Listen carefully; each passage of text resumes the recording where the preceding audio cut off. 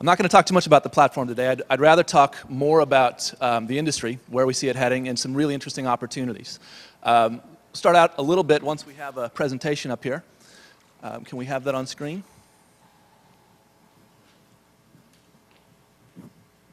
Anyone? There we go. So we'll talk a little bit about where we're at today, talk about some of the challenges that I think both media companies and distributors face, and then really dig into some interesting opportunities to turn what we have today, which is high growth, high change, into sustainable, healthy businesses with online video. So with that, let's start out with the state of broadband today. We've all been watching it grow extremely rapidly over the last few years. And as a person who's been in the industry for a long time, it's gratifying to see the volume really starting to become meaningful and the audience starting to grow to a really large size. In fact, according to ComScore, in January of 2008, 147 million US internet users watched an eye-popping 873 million hours of video online.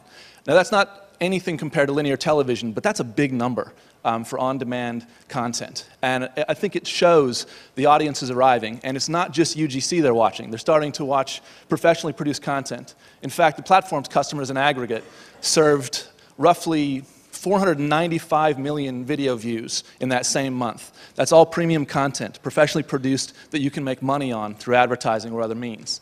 So what that says is that the audience is there. They're starting to engage more, they're watching more, month over month, year over year. And this has been a trend that's been continuing for a few years, doesn't seem to be slowing down. So that's a good thing.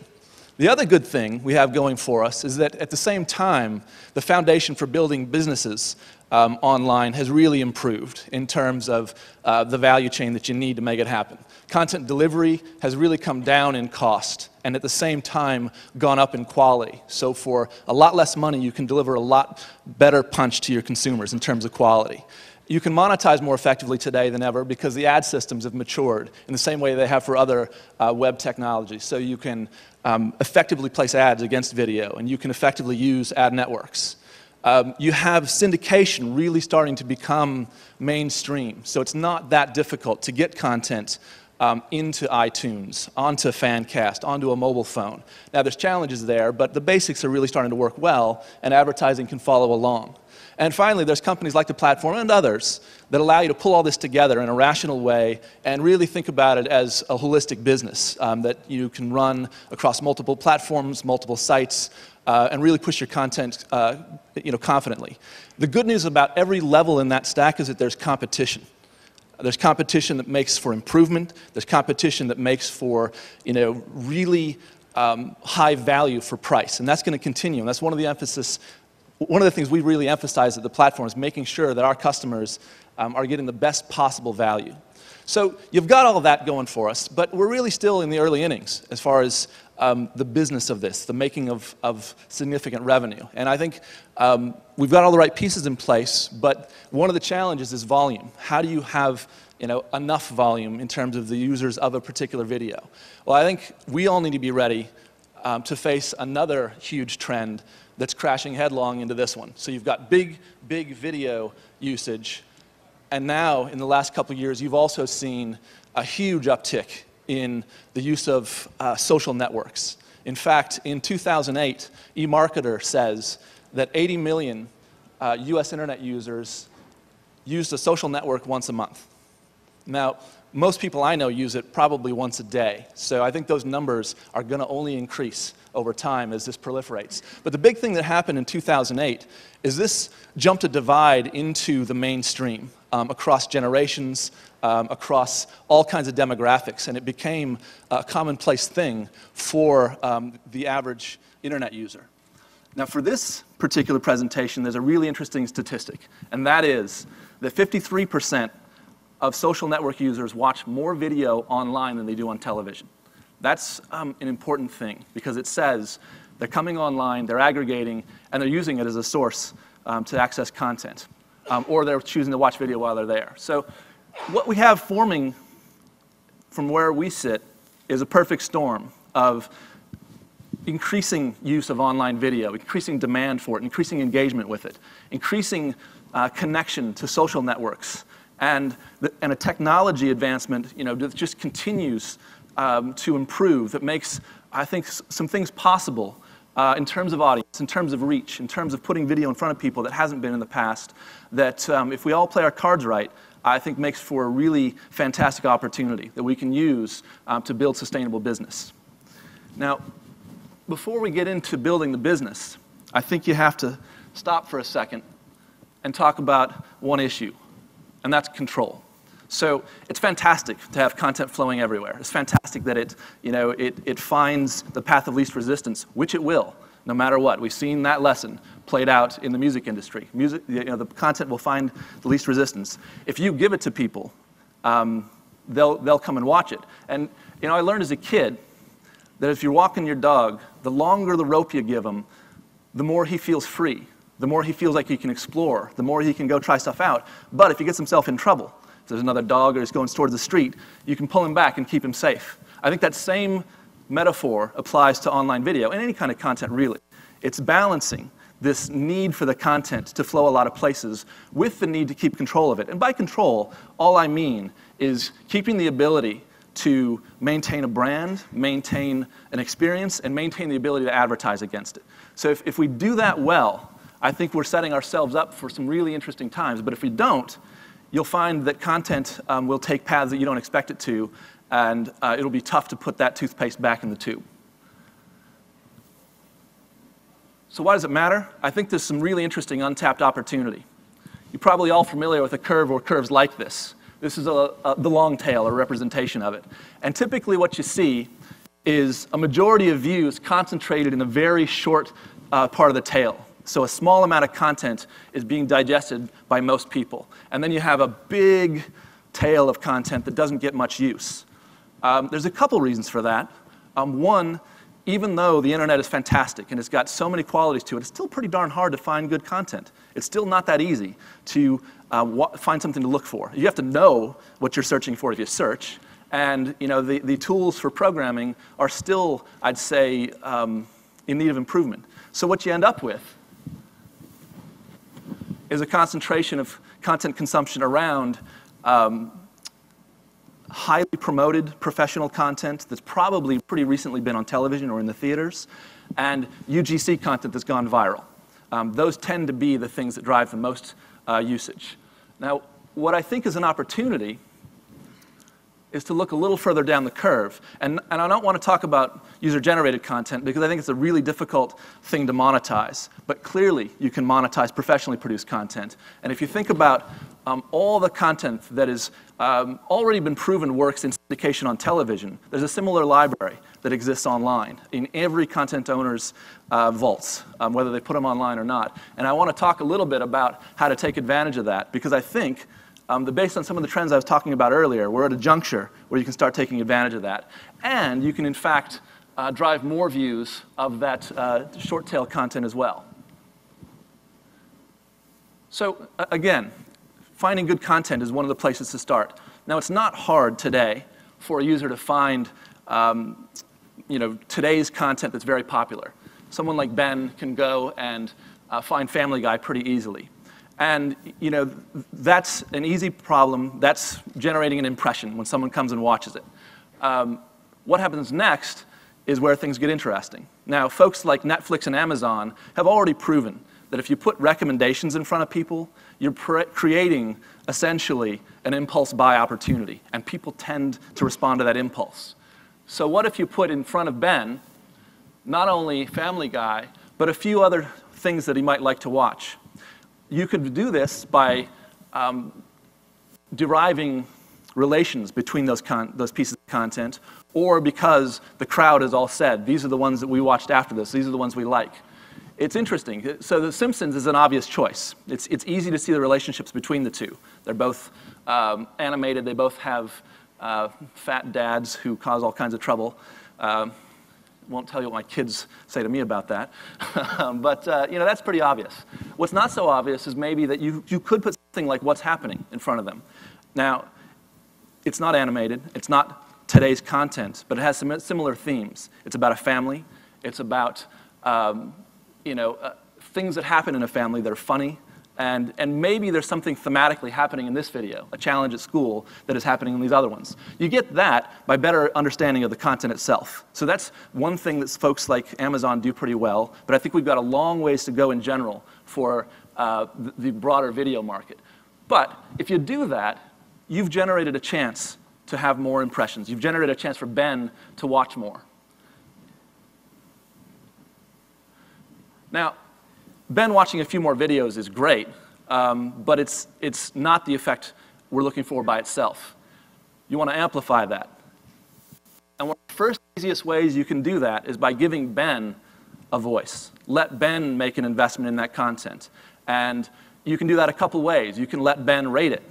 You can let Ben add it to his favorites. You can let him comment about it or give it a review. All of those things help Ben invest, and they increase the likelihood that Ben's going to come back and find more content.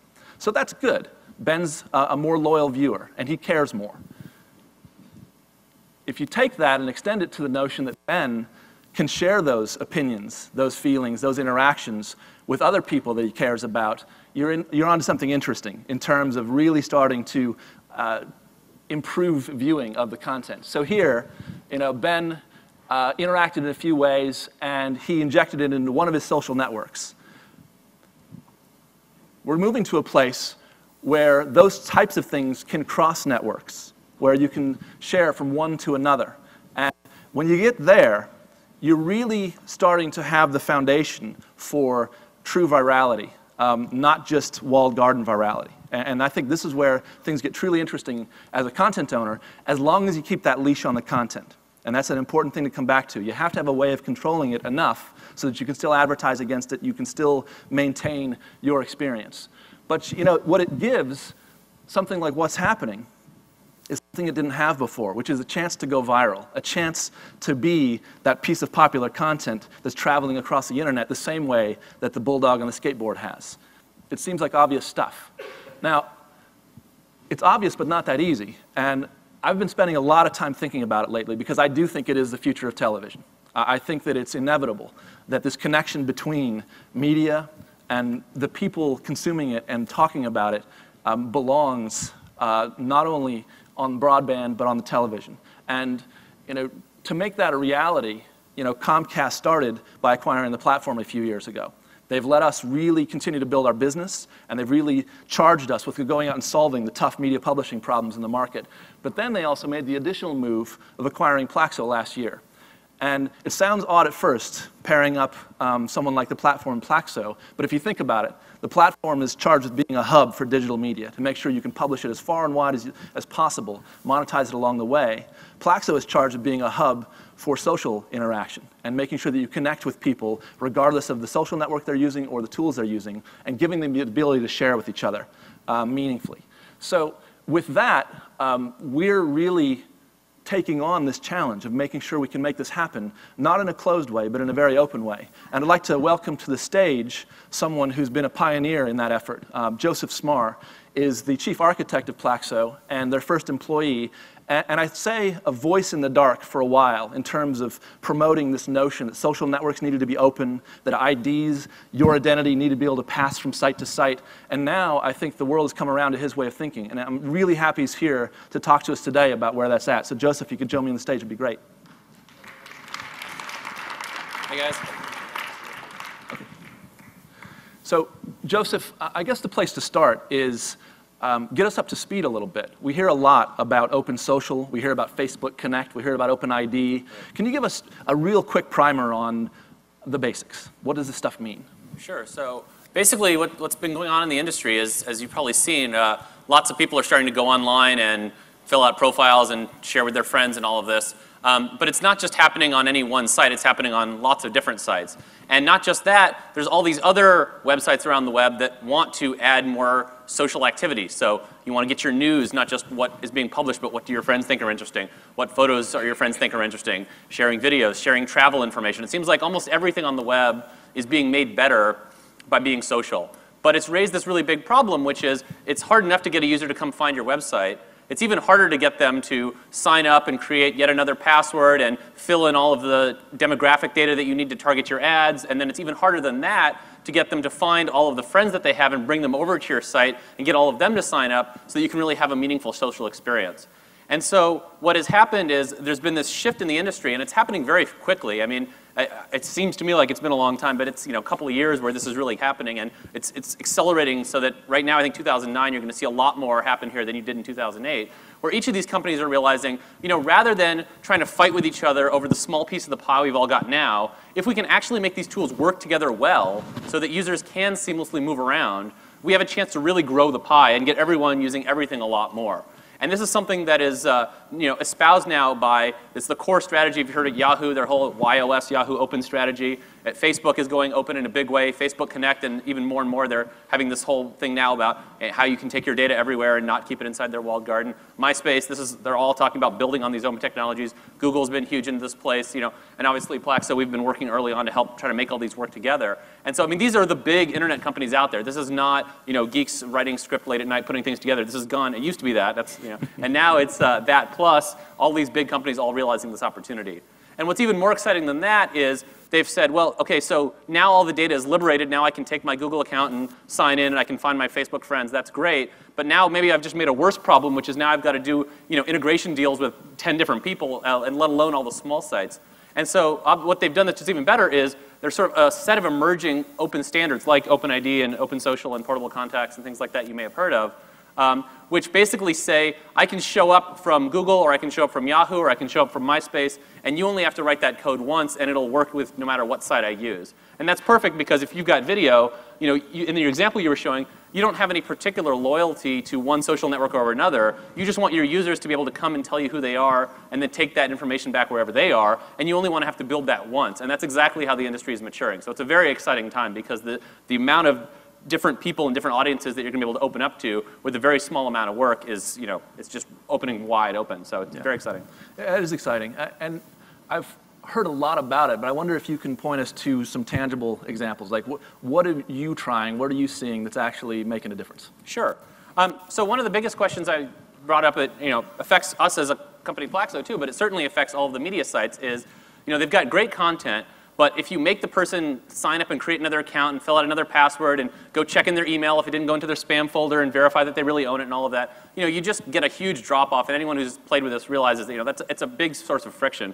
And so what you really want to be able to do is say, hey, we're probably not the first website you've ever used, right? You've probably got that same username and password. In fact, a better set of profile data somewhere else. Why don't you just come and use that here? And so OpenID and OAuth and these technologies have made that happen under the hood. But what's really exciting is it's starting to become very user-friendly. So I wanted to show you, if I could throw this computer up here, a little example of the integration we now have with Google, where if a Plaxo person invites one of their friends and that person happens to have a gmail.com email address, it's a little fuzzy, but I don't know if we can get it any sharper. But the idea is, I shouldn't have to create another account from scratch. I should just be able to say, hey, I'm already a Google user. Just use that account. And that's exactly how it works. So I get a normal invitation, standard thing, go sign up for a social network. But instead of the normal kind of, here's a bunch of fields you have to fill out, it recognizes that I'm a Google user, and there's this big button here that says, hey, you can just sign up with your Google account, and in 2 clicks you'll be able to find all your friends and get started. And so this user can just say, okay, sure, I'll sign up with my Google account. And now I'm taken over to Google, and Google says, hey, this site Plaxo would like you to be able to sign in. Is that okay? So the user has full control over, do they trust the site and so forth. And what's even cooler is these squiggly lines underneath it tell you that it's saying, well, Plaxo would also like some of your basic profile info, your name and email address and language and all of that, and they'd like access to your address book. Is that okay? And you'll notice I'm already signed into Google because I just came from Gmail. So it's really smooth to just be able to say, okay, sure, let me go use Plaxo.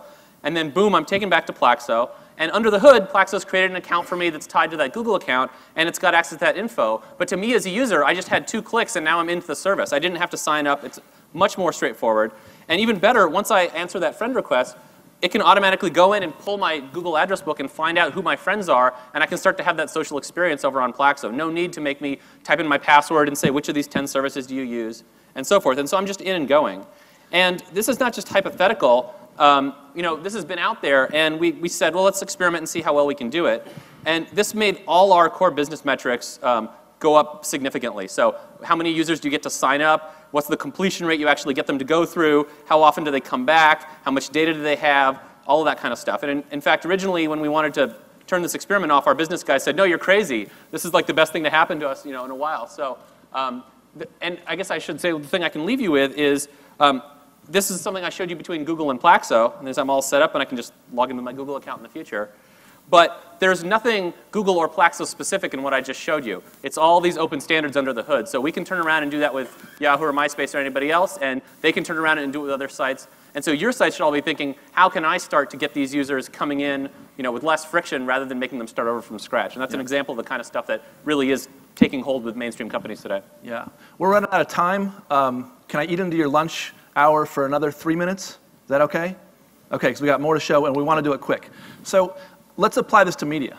So everything Joseph just said can come to play in a video experience. You can come in and, as a consumer, watch a video and interact with it, just like I was talking about Ben. He can come in here and rate this. And we've taken the extra step here to say, hey, how'd you like to push this into a social network?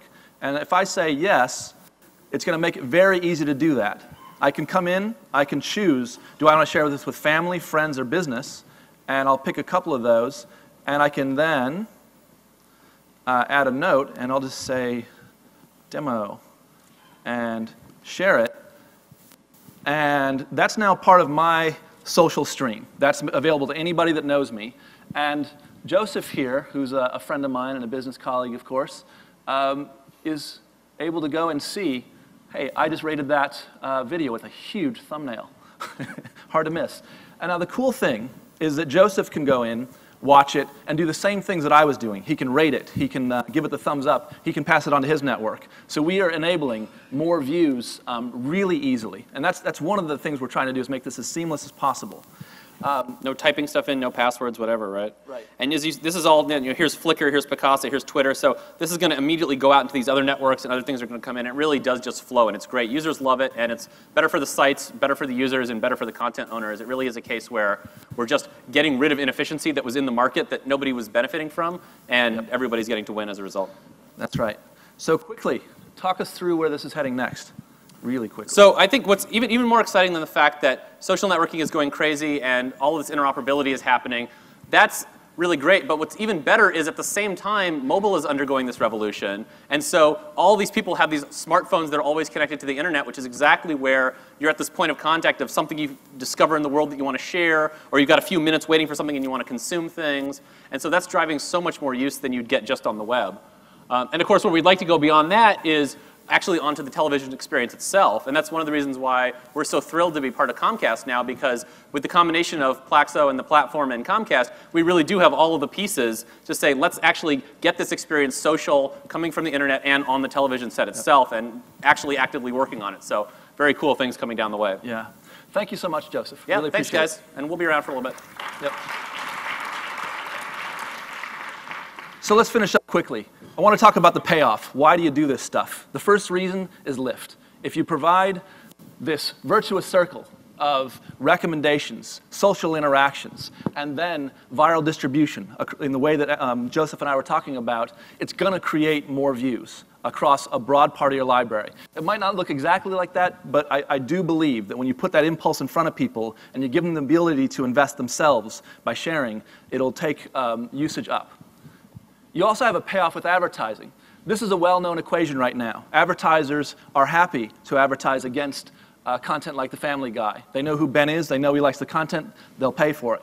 If you can extend the session for Ben, give him good stuff to watch, that advertisers have already spent money against in the past, you can make the argument that they now have more slots that are friendly, they're trusted, they're ways that they can feel comfortable continuing to spend money. So you've got more impressions, and I think as important, you've got stability on the CPM, because this is still high-value content, and there's a relationship to it between the pieces of content, and Ben is the common thread. They know Ben, they want to advertise to him. This really also gets interesting when you think about a lot of the new content coming online. So you've all heard in the news that there's a big push between operators and programmers to start putting some content that has been on the sidelines for a while online for subscribers. That's content from programmers like HBO, MTV, others. And that's not to say they'll be the first, but those are just examples. This is interesting because it's a natural evolution. The content is good. It's good for consumers that they can access it, and it's good for programmers because in this model, they're not putting at risk their subscription fees, but they're still able to reach the audience where that audience wants to reach the content. So this isn't really possible unless you have an effective leash. And it's not a leash that's designed for putting a muzzle on the content. It's just so that you can know that when you put it out there, you can maintain the right relationship between the content owner, the consumer, and the advertiser. So we're very excited that we're charged, along with Joseph and his team, to make sure that this is a good outcome. And that's good for programmers, but also really good for consumers, so that it's a seamless thing. They can access it easily without doing a bunch of work. So we think that we're on the front end of some really interesting stuff, content-wise, in the next several years. So in finishing, and I'll try to do it fast, I'd just say a couple things. This is happening. This collision between social networks and media and this proliferation of online access of video is all happening. There's no way to stop it. And I think it makes sense to just basically believe and start doing a couple things. If you own content, describe it really well, invest in making sure that it's searchable, that it can be related to other content. If you are the owner of a site that presents video, make sure that you have a social agenda attached to it so that you can enable your users to talk about it, share it, interact with it, and push it other places. Start having new conversations with advertisers. Get them used to the notion that you are extending the amount of inventory in the places that are safe and trusted that they can spend money with you. Don't believe that you have to do this all by yourself. There's a lot of moving parts here, and there are good vendors all along the way that can help. This is matured to a place where you can use off-the-shelf technology, and you can find ways to plug it together, probably with help, that makes it much easier than trying to go it yourself. And at the end of the day, I would just say, get a long leash and figure out how to put it on and how much of it to let out, and get going with it, because the content will, again, find its path of least resistance, and it's much better if you're the one enabling that than anybody else. That's it for today. I really appreciate your attention, and I'm sorry I ran long. Thanks very much.